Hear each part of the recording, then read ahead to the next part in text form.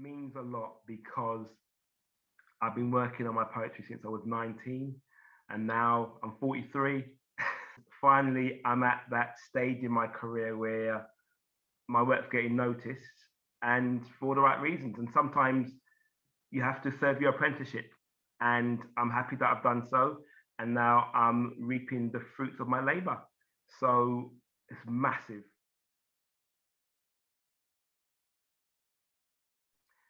My career as a writer starts off, funnily enough, in Bristol University, when I should have been focusing on my engineering.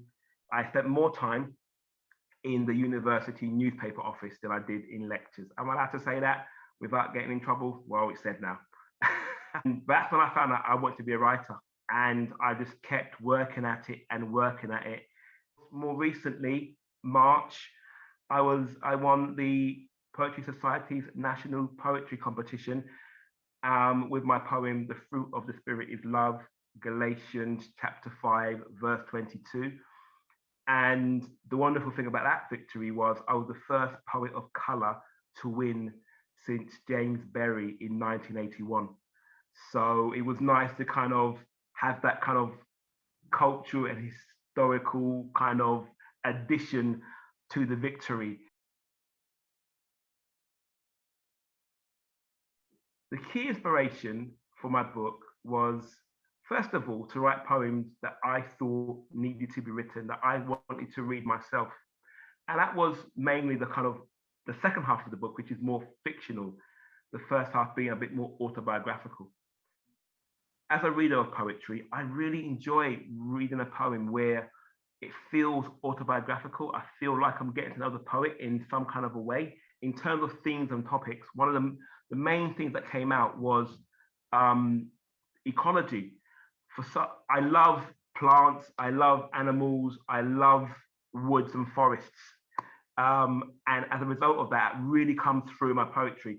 I would never have called myself an eco poet or a nature poet, but my love of nature just shines through in the poems.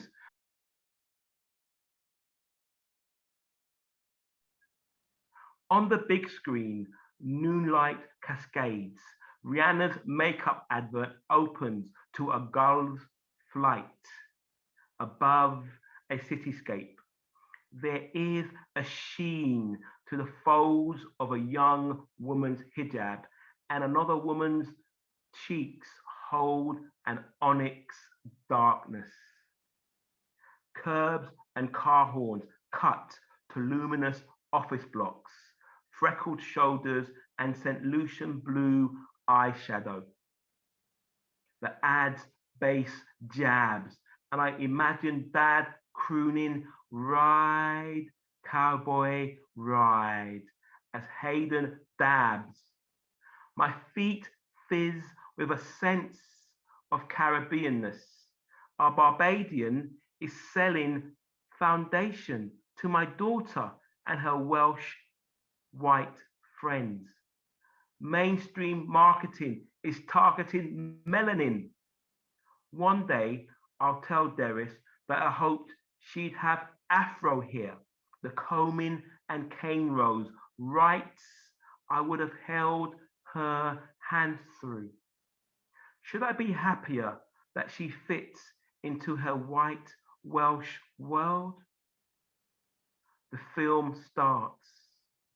Chatter fades as my children munch butterkiss. Here it is, the scent of licorice.